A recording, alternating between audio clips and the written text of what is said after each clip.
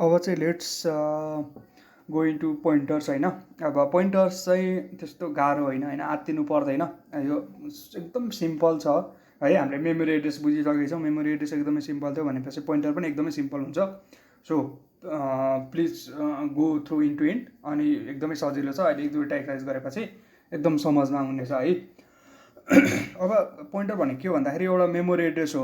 कुनै पनि भेरिएबलको चाहिँ मेमोरी एड्रेस चाहिँ के भन्दाखेरि पोइन्टर हो क्या। भनेको त्यो मेमोरीमा कहाँ पोइन्ट गर्छ भन्ने हो कि, स्पेसल्ली नेमबाट लिने हो भने, नेमबाट सेन्स झिक्ने हो भने।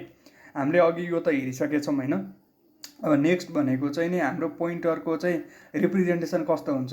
पोइन्टरको रिप्रेजेन्टेसन चाहिँ कस्तो हुन्छ भन्दा डिक्लेरेसनमा चाहिँ यो जुन हुन्छ नि यास्ट्रिक, यो यास्ट्रिकले चाहिँ डेटा टाइपमा चाहिँ यस्तो गर्यो भनेदेखि के हुन्छ भने पोइन्टर भेरिएबल चाहिँ के हुन्छ डिक्लेयर गरेको, अथवा चाहिँ पोइन्टर भेरिएबलमा चाहिँ के हुन्छ यो भ्यालु चाहिँ स्टोर गरिरहेको हुन्छ क्या। भनेको भेरिएबल डिक्लेयर गर्दाखेरि चाहिँ यसरी गर्यो भनेदेखि त्यो के हुन्छ भने पोइन्टर हुन्छ क्या है।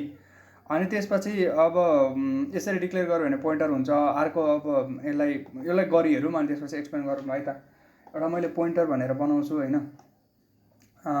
के बनाऊँ भन्दाखेरि एउटा पोइन्टर भन्ने फोल्डर बनाऊँ। पोइन्टर भन्ने फोल्डर बनाऊँ।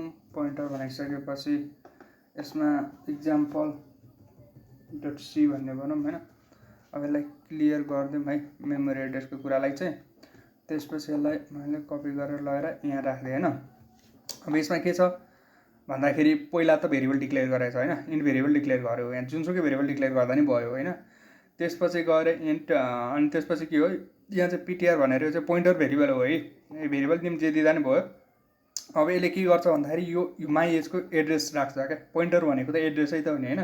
एड्रेसलाई लिने के गर्छ एम्पर्सेन्ट हुन्छ। अनि त्यसपछि अब यसलाई यसरी चाहिँ इन्ट एस्ट्रिक गरिसकेपछि के हुन्छ त्यो चाहिँ पोइन्टर डेटा टाइप हो होइन। पोइन्टरलाई चाहिँ यसरी रिप्रेजेन्ट गर्छ है। यो चाहिँ भुल्नु भएन। अनि यो अलिकति पछि चाहिँ यो अलिकति कन्फ्युजन हुनसक्छ त्यो डिरिफरेन्स गर्दा। विल सी द्याट है। अनि त्यसपछि अब हामीले यो भेरिएबल आउटपुट गर्नु पर्दा के गर्छौँ, यो डाइरेक्ट यसको नेम अनि फर्मेट स्पेस प्याड दिन्छौँ होइन। यसरी डाइरेक्ट यो भेरिएबल मात्र चाहिँ दिन मिल्दैन कि चाहिँ स्ट्रिङमा यसरी दिनु पऱ्यो होइन। यहीँ राख्नु पऱ्यो, नत्र भएदेखि यसरी चाहिँ डाइरेक्ट दिन मिल्दैन है। अनि अब फर्मेट स्पेसिफायर बिना दिन मिलेन। त्यसपछि अथवा चाहिँ नि मेमोरी एड्रेस अफ अब हामीले यो गऱ्यो भनेदेखि यो भनेको त के हो मेमोरी एड्रेस हो। हामीले अघि नै प्रिन्ट गरेर हेरिसकेछौँ।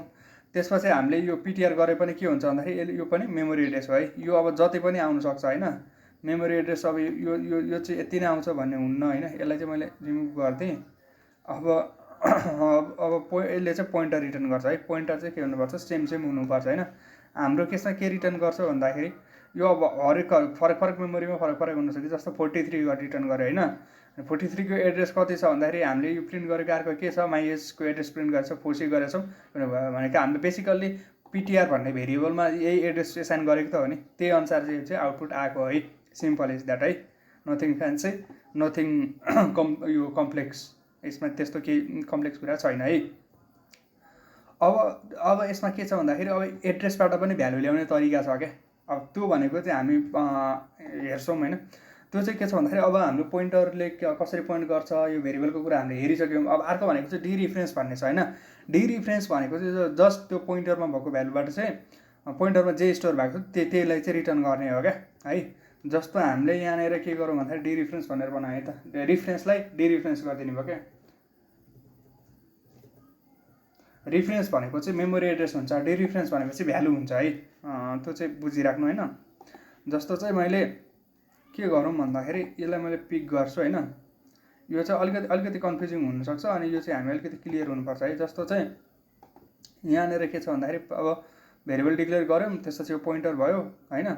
त्यसपछि हामीले यो पोइन्टरलाई प्रिन्ट गऱ्यौँ। त्यसपछि अब पोइन्टरको अगाडि चाहिँ के गर्यो भन्दाखेरि पोइन्टरको अगाडि चाहिँ यसरी एस्ट्रिक राख्थ्यो। जस्तो चाहिँ यो चाहिँ डेटा टाइपको डेटा टाइप डिक्लेयर भनौँ राइट गरिसकेपछि त्यो पछि राखेको थियो भनेदेखि पोइन्टरलाई चाहिँ भनौँ न पोइन्टर भेरिएबल डिक्लेयर गर्दा भनेपछि चाहिँ अब हामीले त्यसलाई डिरिफरेन्स गर्नु पऱ्यो। रिफरेन्स भनेको चाहिँ के भन्छ त्यो एड्रेस हो क्या। आउटपुट अफ द भनौँ न यो रिफरेन्स भनेको चाहिँ output of the memory address हो होइन। अथवा मेमोरी एड्रेस भनेको चाहिँ अथवा पोइन्टर जुन भ्यालु छ त्यो भनेको चाहिँ के भयो भन्दाखेरि त्यो भनेको चाहिँ नि हाम्रो रिफरेन्स भयो। डिरिफरेन्स भनेको चाहिँ ट्याक्क त्यो एड्रेसबाट भ्यालु ल्याउनुलाई चाहिँ भन्छ त्यो डिरिफरेन्स भन्छ। त्यसलाई चाहिँ अगाडिपट्टि एस्टेक गरिदियो भने आउँछ होइन इजिली। जस्तो यसलाई एक्जिक्युट गरी हेरौँ होइन, यसलाई एक्जिक्युट गरी हेर्दाखेरि के भन्दाखेरि 91C यो भेरिएबलको एड्रेस कति छ 91C भनेर छ। त्यसपछि यसको डिरिफरेन्स गर्दाखेरि त्यहाँ 43 आयो। अब यसलाई चाहिँ एउटा नयाँ नम्बर चेन्ज गरौँ होइन, जस्तो 58 भन्ने गऱ्यौँ भनेदेखि 58 को गर्दाखेरि के हो भन्दाखेरि 58 को गर्दाखेरि चाहिँ नि अब यो 0DC भनेर आयो होइन, 0DC भनेर आयो। त्यसपछि के छ 58 भनेर आयो होइन। यो हामीले यसको के छ डिरिफरेन्स गर्दाखेरि यसको भ्यालु आउने भयो, कहाँ एक्चुअल भ्यालु आउने भयो है। सिम्पल इज द्याट है, यसमा त्यस्तो केही छैन। अब यहाँनिर केही नोटहरू छ होइन, नोट अब हाम्रो रिफरेन्सिङ गर्दा अथवा पोइन्टर डिक्लेयर गर्दा चाहिँ यसरी चाहिँ गर्ने भयो होइन।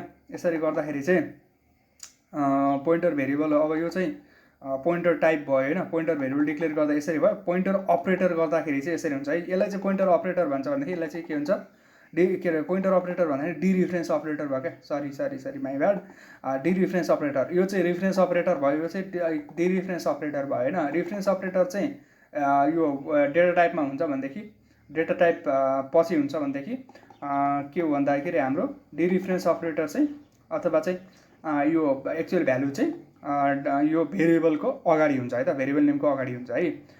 अब सीमा किन पोइन्टर इम्पोर्टेन्ट छ भन्दाखेरि अब हामीले डाइरेक्ट भनौँ न मेमोरीमा डेटा म्यानिपुलेट गर्न सक्छौँ क्या, कम्प्युटरको मेमोरीमा डाइरेक्ट गर्न सक्छौँ। अब यसले कोड क्वालिटीहरू इम्प्रुभ गर्छ, लाइन अफ कोडहरू चाहिँ रिड्युस गर्छ होइन, लजिकहरू चाहिँ थोरै लेखिने हुने भयो होइन। त्यो भयो भनेदेखि अर्को भनेको जस्तो हाम्रो डेटा टाइपहरू डेटा स्ट्रक्चरमा हामीले लिस्ट ट्रिज ग्राफ्सहरू चाहिँ हेर्नुपर्छ होइन। अथवा चाहिँ कस्तो भन्दाखेरि यो नेटवर्क अथवा हायरार्कियल फाइल सिस्टमहरू छ भनेदेखि त्यो केसमा चाहिँ यो एड्रेसहरू पोइन्ट गर्नलाई एकदमै लिङ्क गर्नलाई चाहिँ एकदमै इम्पोर्टेन्ट रोल हुन्छ होइन। त्यो केसमा पनि हाम्रो चाहिँ इम्प्लिमेन्ट गर्नलाई चाहिँ अब पोइन्टर चाहिन्छ अनि पोइन्टरले इफिसियन्ट बनाउँछ होइन। त्यही नै भयो। अब तर चाहिँ नि अब यति हुँदा अब पोइन्टर चलाउँदाखेरि चाहिँ अलिकति के हुन्छ भने केयरफुल हुनुपर्छ। किन भन्दाखेरि अब यसले चाहिँ डाइरेक्टली भनौँ न मेमोरीको कुराहरू डिलिट गरिदिनु हुन्छ नि त, फर्मेट गरिदिनु हुन्छ, त्यसलाई रिप्लेस गरिदिनु हुनसक्यो होइन। त्यो भएको हुनाले चाहिँ हामीले चाहिँ के हुन्छ केयरफुल्ली चाहिँ के गर्नुपर्छ यसलाई ह्यान्डल गर्नुपर्छ है, take it with proper care होइन। भनेको जताभाइ त्यतै त्यो ऱ्यान्डमली चलाउनु भएन, अलिकति लजिकल चलाउनु पऱ्यो। So here is exercise, please try it out. अब यहाँनिर भनेको इन्ट्यास्टिक पिटिआर भन्यो भने चाहिँ भइहाल्छ होइन। अब simple is that, please try it out and track your progress. So अब